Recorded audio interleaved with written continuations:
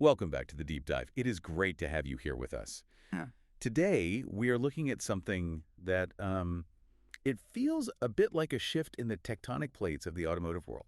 It really does. For years, whenever we talked about the Chinese invasion of the European car market, the narrative was always the same. Right. It was always about price. The headline was always cheap and cheerful. The idea was that these cars were just coming to undercut the legacy brands. Exactly, just budget options for people who needed four wheels and a steering wheel. And that was it.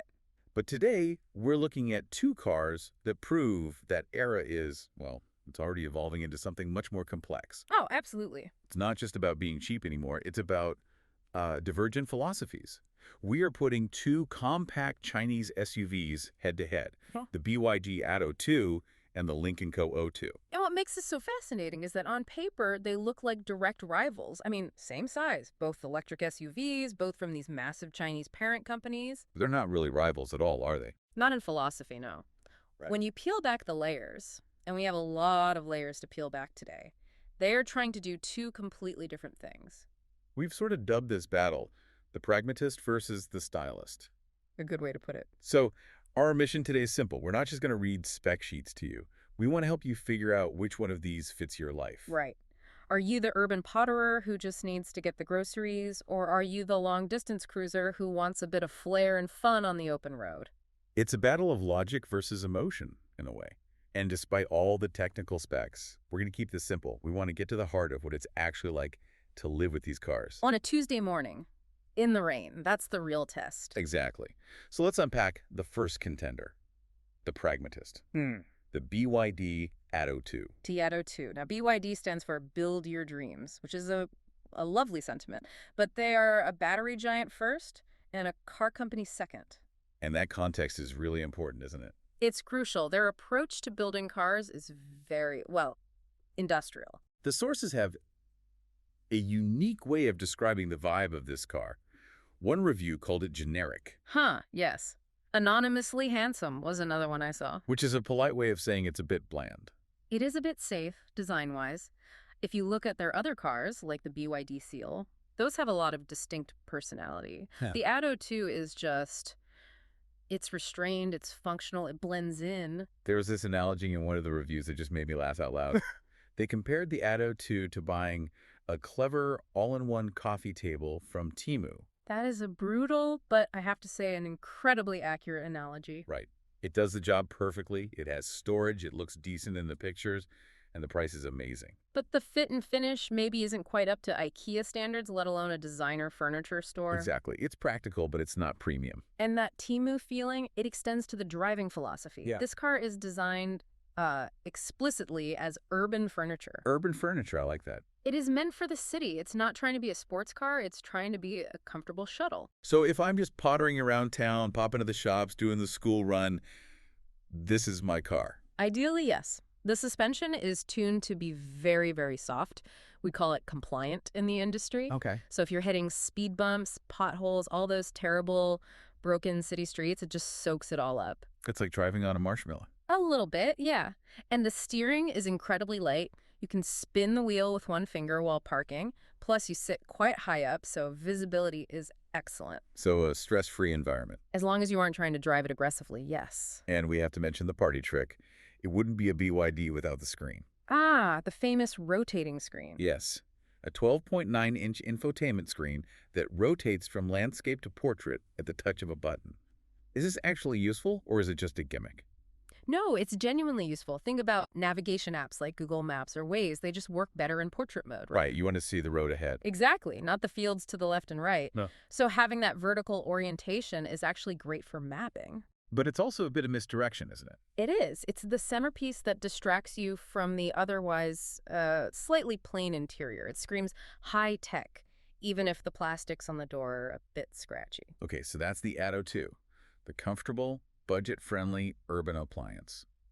Now let's pivot to the other side of the ring, the stylist, the Lynk Co O2. Now, this is a different beast entirely. If the Yeah. BYD is the sensible, comfortable shoe. The Lynk Co O2 is the trendy, limited edition sneaker. Exactly. It's described as bold, quirky, and youthful. And looking at it, it definitely has an attitude. But there's a family secret here, isn't there? Or maybe not a secret, but a connection people might not know. It's crucial context. Lynk Co is owned by Geely, and Geely is the same massive company that owns Volvo. Oh, okay. So underneath all that funky bodywork, this car is sitting on the same platform, the same skeleton as the Volvo EX30. So it's basically a Volvo in a Halloween costume. In a way, yeah, but a very nice costume. The sources actually describe it as a bigger, better-looking Volvo EX30. That's high praise. It shares that premium DNA, that focus on safety and solid engineering, but it's packaged in a way that is much more aggressive and tech-forward.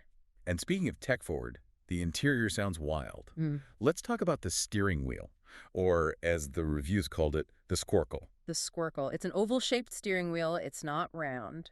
And instead of buttons or scroll wheels, it has joysticks. Yes, 2 little joysticks, exactly like a PlayStation controller. You use them to navigate the menus or change the volume. That is a very bold choice. I can see Yeah. people either loving that or hating it. No in-between on that one. But here's the feature that really got me, the selfie camera. Yes.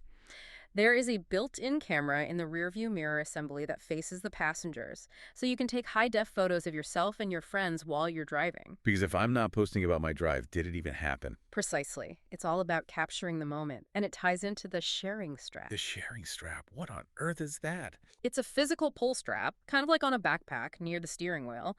You pull it, and it activates the car's sharing mode on the screen. What's sharing mode? The whole idea is that Lynk & Co cars are designed to be shared. You can rent your car out to other people through their app when you aren't using it. That is fascinating. And even if you never use that feature, having a physical strap for it is a massive statement. It says, I am part of the sharing economy, I am flexible, I am modern. It's lifestyle marketing engineered right into the dashboard. 100%. And then there's the front trunk. Right. Most EVs use that space for cables.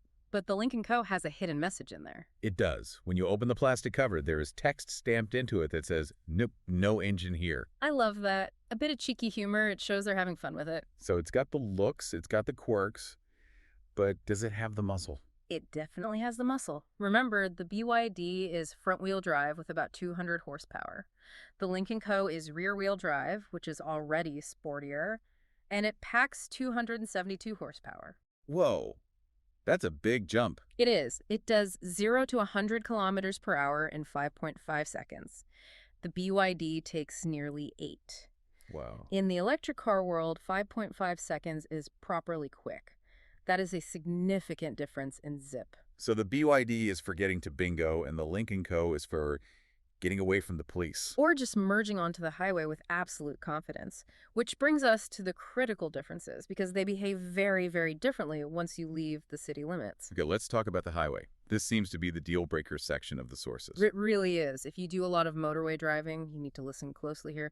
The BYD Atto 2, it struggles at speed. Struggles how? Remember that soft suspension we praised for city potholes? Well, physics is cruel. Uh-oh. That softness becomes a liability at 70 miles per hour.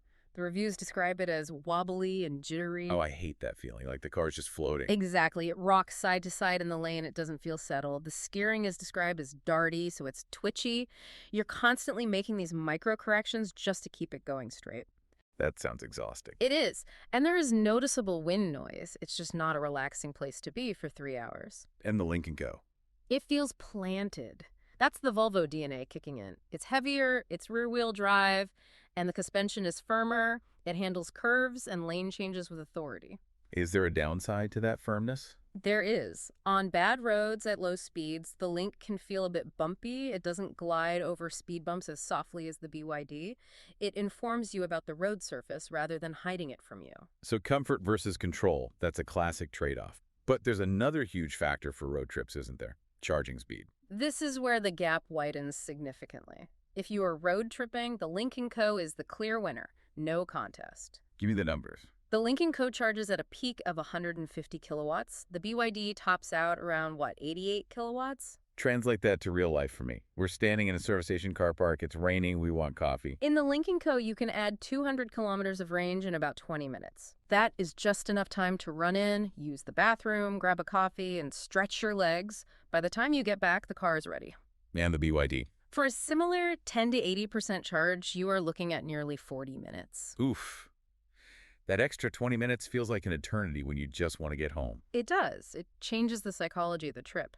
With the Lynk, the stop is a pause. With the BYD, the stop is an event. So the Lynk buys you time. But what about space? I'm imagining the BYD, being the furniture car, might win on practicality. You would be right. The BYD packages its interior better for passengers. Because of their specialized battery platform, the floor in the back is completely flat. That's a big deal. It is. If you have to squeeze 3 adults in the back, the person in the middle doesn't have a hump to straddle. And the boot space.